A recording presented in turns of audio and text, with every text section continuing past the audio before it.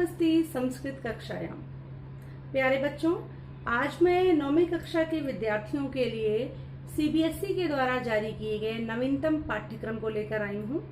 CBSE ने कुछ समय पहले ही 9वीं कक्षा के लिए संस्कृत विषय का जो पाठ्यक्रम उपलब्ध कराया है, उसी पाठ्यक्रम को आज हम लोग इस वीडियो में डिस्कस करेंगे कि आपको पूरे वर्ष में कौन कौन से पाठ्य बिंदु पढ़ने हैं संस्कृत विषय में, कौन सा प्रश्न जो है वो कितने नंबर का आएगा और किस प्रश्न पर आपको ज्यादा ध्यान देना है। तो आइए शुरू करते हैं आज की इस वीडियो को। बच्चों, आपका 9वीं कक्षा का पाठ्यक्रम शुरू करने से पहले मैं आपको थोड़ी सी जानकारी देना चाहती हूँ कि क्योंकि आप 8वीं कक्षा से आए हैं तो आपका जो पैटर्न होगा बिल्कुल अलग होगा। 9th क्लास में काफी कुछ चेंज होता है सिलेबस में, पेपर पैटर्न में। तो इस बार का आपका जो पेपर होगा वो 80 नंबर के आपका रिटन एग्जाम होगा और 20 मार्क्स जो है वो आपके इंटरनल के एग्जाम के रहेंगे जो आपको विद्यालय से दिए जाएंगे। तो इसमें जो आपका पैटर्न पेपर होगा वो उसके 2 भाग होंगे, आ भाग और आ भाग। तो आ भाग में देखते हैं, आ भाग में आपको कौन कौन सी चीजें पढ़नी है, कौन सा प्रश्न कितने अंक का आएगा, ये भी हम डिस्कस करेंगे। तो इसमें पहला जो प्रश्न है आपका वो संधि कार्यम आएगा। संधि आपने 8वीं कक्षा में भी पढ़ी है, तो उसमें से कुछ आगे के जो नियम हैं जो आपने अभी तक नहीं पढ़े हैं वो आप 9th क्लास में पढ़ेंगे। तो स्वर संधि में आप पढ़ेंगे दीर्घ, गुण, वृद्धि, यण और अयादि संधि, ये 5 संधियां हैं। फिर है व्यंजन संधि। व्यंजन संधि के अंतर्गत आप 2 नियम पढ़ेंगे। वर्गस्य प्रथम वर्णस्य स्थाने तृतीय वर्णस्य आगमनम, ये वाला नियम। और इसके अतिरिक्त माँ स्थाने अनुस्वारः, माँ के स्थान पर अनुस्वार हो जाता है, ये नियम आप पढ़ेंगे व्यंजन संधि में। फिर विसर्ग संधि के अंतर्गत आपको 2 नियम पढ़ने हैं। एक विसर्गस्य उत्वम और सत्वम, विसर्ग का उ होना और विसर्ग का सा होना, ये नियम पढ़ेंगे।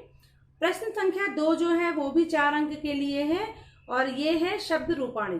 शब्द रूप पूछे जाएंगे आपसे, पुल्लिंग शब्द रूप, स्त्रीलिंग शब्द रूप और नपुंसकलिंग शब्द रूप। साथ ही साथ सर्वनाम शब्द रूप भी हैं आपके पाठ्यक्रम में। पुल्लिंग शब्द रूप के अंतर्गत अकारांत, इकारांत, उकारांत, हलंत और रिकारांत, ये शब्द हैं। स्त्रीलिंग में आकारांत, इकारांत, ईकारांत, उकारांत, रिकारांत, ये शब्द पूछे जाएंगे। नपुंसकलिंग में अकारांत नपुंसकलिंग शब्द, उकारांत नपुंसकलिंग शब्द, इकारांत और हलंत, ये शब्द रूप हैं आपके सिलेबस में। इसके अतिरिक्त आपसे सर्वनाम शब्दों के अंतर्गत अस्मद, युष्मद, किम और तत्, इनके तीनों लिंगों के रूप पूछे जाएंगे। अस्मद, युष्मद तीनों लिंगों में एक ही जैसे रूप चलते हैं और किम और तत् के तीनों लिंगों के रूप अलग अलग होते हैं, तो ये भी आपको पढ़ना रहेगा। प्रश्न संख्या 3 4 अंक के लिए है। प्रश्न संख्या 3 में धातु रूप पूछे जाएंगे। धातु रूप मतलब क्रिया शब्दों के जो रूप होते हैं वो। इसमें आपको परस्मैपदी और आत्मनेपदी दोनों धातुओं के रूप पूछे जाएंगे। यहाँ पर देखिए आपको इसमें लिखा हुआ है कि कौन कौन सी धातुएं हैं जो आपको पढ़नी है। इसके बाद हम आते हैं प्रश्न संख्या 4 पर। बच्चों, प्रश्न संख्या 4 जो है वो है आपका उपपद विभक्ति, उपकारक उपपद विभक्ति, ये आपको पढ़नी है। इसमें द्वितीय विभक्ति से लेकर के सप्तमी विभक्ति तक कुछ विशेष शब्दों के साथ में जो विभक्तियां लगाई जाती हैं वो नियम आपको पढ़ने हैं। इसमें शब्द देखिए यहाँ पर दिए हुए हैं, हर विभक्ति के लिए कुछ स्पेशल शब्द लिखे हुए हैं जिनके साथ में वो विभक्ति लगाई जाती है। प्रश्न संख्या 5 4 अंक के लिए है। प्रत्यय पूछे जाएंगे इसमें और आपके पाठ्यक्रम में इस बार जो प्रत्यय हैं वो हैं त्वा, तुमुन, ल्यप, तवतु, ता, क्षत्रि और शानच, ये प्रत्यय आपको पढ़ने हैं। प्रश्न संख्या 6 सबसे सरल प्रश्न आपके पूरे पाठ्यक्रम का, वो है संख्यावाची शब्द। संस्कृत में संख्याओं को याद करना रहेगा 1 से लेकर के 100 तक की संख्याओं का संस्कृत में कैसे लिखेंगे, उनको कैसे याद करना है, ये आपको पढ़ना है और ये जो है वो 3 नंबर के लिए आता है। प्रश्न संख्या 7 उपसर्ग, जो 22 उपसर्ग होती हैं संस्कृत में, ये आपके सिलेबस में है। आपको पढ़ना है कि उपसर्गों का प्रयोग कैसे किया जाता है और इसके लिए 2 अंक निर्धारित किए गए हैं। प्रश्न संख्या 8 जो है वो है उचित प्रश्नवाचक पदानाम चयनम।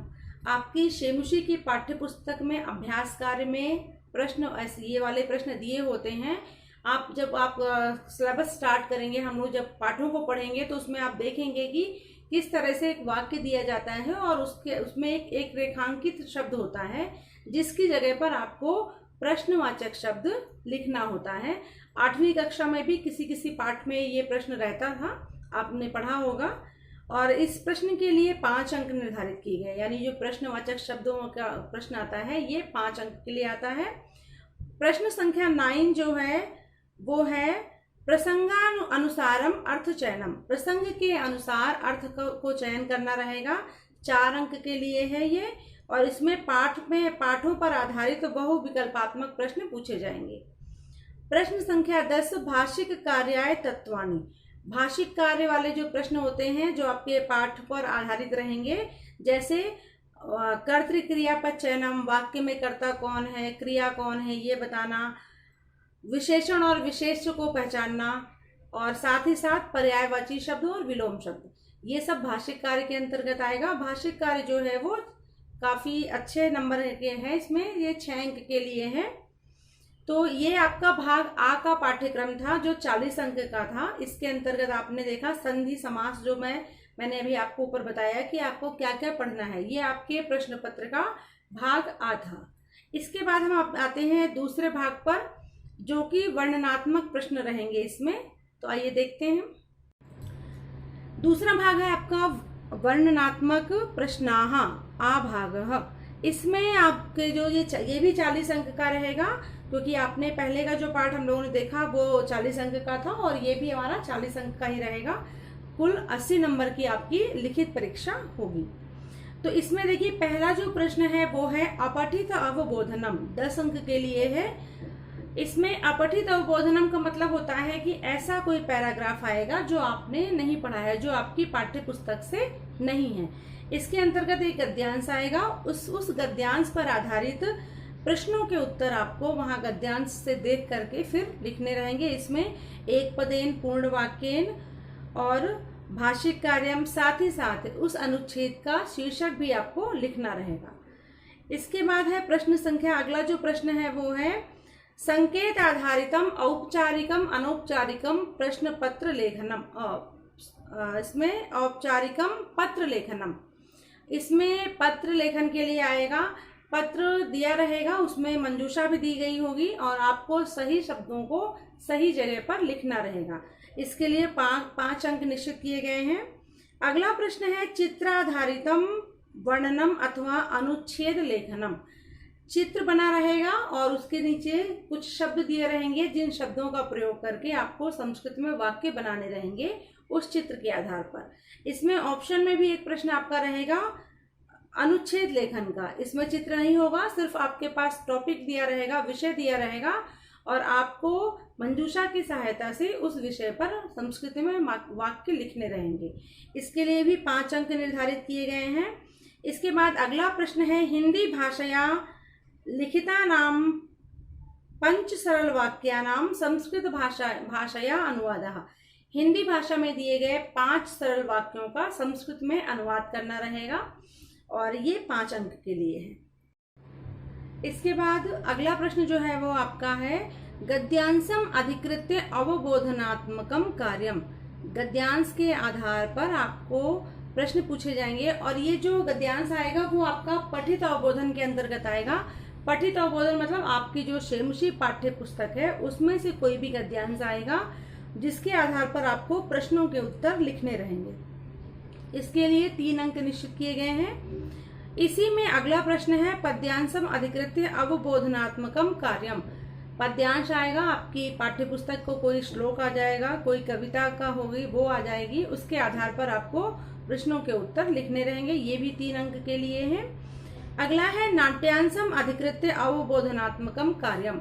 नाट्यांश आपकी पाठ्य पुस्तक में जब आप पुस्तक को पढ़ेंगे तो उसमें देखेंगे कई पाठ ऐसे हैं जो नाटक की शैली में लिखे गए हैं।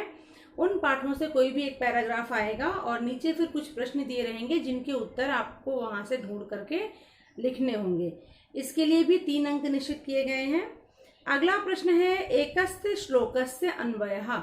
श्लोक दिया रहेगा, उनमें से एक श्लोक का आपको अन्वय लिखना होगा। अन्वय आपको पूरा नहीं लिखना होता है, पूरा सेंटेंस लिखा रहेगा, कुछ शब्द नहीं ले रहेंगे जो कि आपको मंजूषा दी गई होगी, वहां से देख करके आप उन शब्दों को रिक्त स्थानों में फिल करेंगे। इसके लिए 2 अंक निश्चित किए गए हैं। और आपके प्रश्न पत्र का अंतिम प्रश्न जो है वो है घटना क्रमानुसारम कथा लेखनम। आपकी पाठ्य पुस्तक में कुछ पाठ कथा कहानी वाले भी हैं, जिनमें से कुछ पंक्तियां आएंगी और वो पंक्तियां जो होंगी वो आगे पीछे होंगी, सीक्वेंस में नहीं होंगी। तो आपने जो पाठ को पढ़ा होगा उसको ध्यान में रखते हुए आपको उन वाक्यों को एक निश्चित क्रम में, घटनाक्रम के अनुसार उनको लिखना रहेगा। ये जो है ये प्रश्न 4 अंक के लिए है। तो बच्चों ये तो था आपका प्रश्न पत्र, और उस प्रश्न पत्र के अंतर्गत आपने कौन कौन से, आपने देखा कि आपको कौन कौन से प्रश्न पर ज़्यादा जोर देना है, कौन सा प्रश्न कितने अंक का आएगा, ये सारी चीज़ें हमने अभी प्रश्न पत्र प्रारूप में डिस्कस की हैं। साथ ही साथ आपका पाठ्यक्रम भी हो रहा था कि आपको उसके अंतर्गत क्या क्या आपको पढ़ना है। अब हम आते हैं आपके शेमुसी के पाठ्य बिंदुओं पर कि शेमुसी जो आपकी पुस्तक है उसमें से आपको क्या क्या पढ़ना है। बच्चों जब आप 9वीं कक्षा की पाठ्य पुस्तक खरीदेंगे तो एक चीज़ का ध्यान रखेंगे कि आपकी पाठ्य पुस्तक जो है वो उसमें शेमुसी संस्कृत पुस्तकम नवम श्रेणी ये लिखा होना चाहिए, 9th क्लास की बुक होनी चाहिए। दूसरी एक बुक और भी आती है वो 10th के लिए है, आपकी पुस्तक में नवम श्रेणी जरूर लिखा होना चाहिए। तो आप इस बार जो पाठ्यक्रम में जो पाठ निश्चित किए गए हैं उनको मैं बताने जा रही हूँ। पहला पाठ है आपका भारती वसंत गीति, ये पढ़ना है। द्वितीय पाठ स्वर्णकाकः, ये एक कहानी का पाठ है। तृतीय पाठ गोदोहनम। चतुर्था पाठ कल्पतरुः। पंचमः पाठ सूक्ति मौक्तिकम, ये आपकी कविता है, इसमें श्लोक दिए गए हैं। फिर है षष्ठा पाठ भ्रांतो बालः। अष्टमः पाठ लौह तुला। नवमः पाठ सिक्ता सेतुः। 10मः पाठ जटायोः शौर्यम। 11 पाठ पर्यावरणम। ये आपके शेमुसी के पाठ हैं जो आपको पढ़ने हैं। बच्चों आज की वीडियो में हम लोगों ने आपका नवीनतम जो पाठ्यक्रम है उसके विषय में विस्तार से पढ़ा है कि आपको इस पूरे वर्ष में कौन कौन सी चीज़ें पढ़नी है, किस चैप्टर पर आपको कितना फोकस करना है, क्योंकि हमने प्रश्न पत्र भी साथ साथ डिस्कस किया था। तो आपने ये भी देख लिया कि कौन सा प्रश्न कितने अंक का आता है और हमें किस प्रश्न को किस तरह से हल करना है। तो अब हम आगे के पाठों को स्टार्ट करेंगे। आपकी ऑनलाइन क्लासेस का जैसे ही ऑर्डर आएगा, आपकी ऑनलाइन क्लासेस स्टार्ट हो जाएंगी तो हम लोग आगे के जो पाठ हैं उनको पढ़ेंगे। बहुत जल्दी मैं आपको क्रमवार अपने वीडियो उपलब्ध कराती रहूँगी। आपको पाठ्यक्रम में अगर कोई डाउट है, कोई चीज़ नहीं समझ में आई है तो आप मुझे कमेंट करके पूछ सकते हैं।